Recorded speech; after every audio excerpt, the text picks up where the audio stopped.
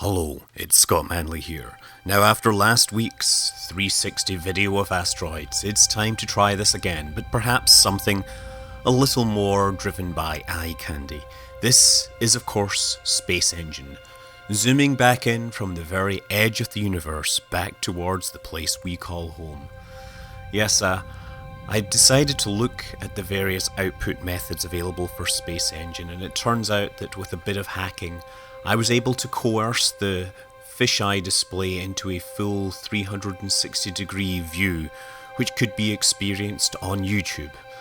Now, just in case you're not sure what 360 videos are, if you're viewing this on Chrome, then you should be able to pan it around using the keyboard or the buttons on the screen.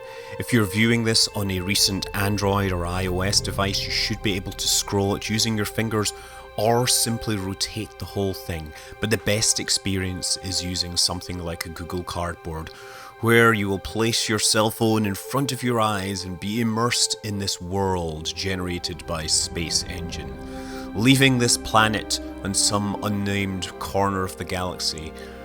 Or we can fly by a black hole, the remnant of a long dead star. The only way we can see this is because of the way its gravity bends space-time itself.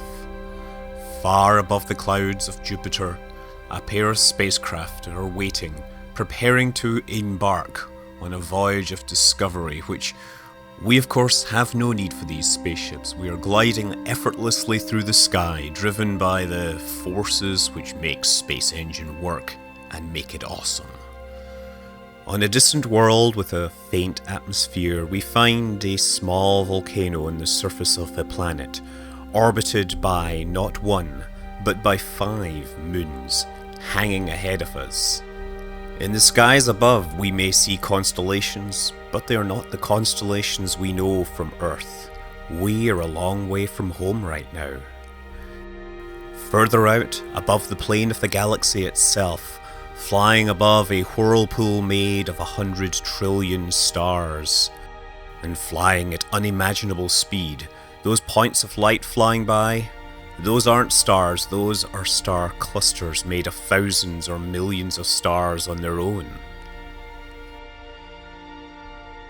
Back, closer to our home, in our backyard, so to speak, Space Engine not only lets us travel across space, but also travel across time.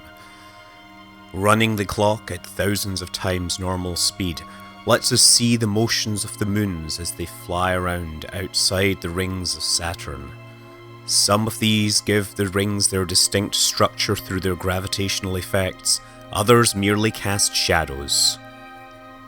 Travelling through the plane of the galaxy at a billion times the speed of light, the stars around us resemble snowflakes in a snowstorm, but don't confuse them. Each of these is converting thousands or millions of tons of matter into energy every second. Only the great distances are taming their nuclear fires for us. We take a closer look at one of these, a post-main sequence star long past its prime, soon heading towards an evolved state, its outer atmospheres ballooning and exploding off into space. Around a younger, more luminous star, a handful of planets are being vaporized by the intense radiation from the star above, turning themselves into giant planet-sized comets, leaving trails of space dust headed off to infinity. And so, that's us. We're heading back off into the deeper universe beyond. All those spots out there, those aren't stars, those are galaxies. The universe provided by Space Engine is unimaginably big. You could explore it forever and still not find everything. I'm Scott Manley. Fly safe.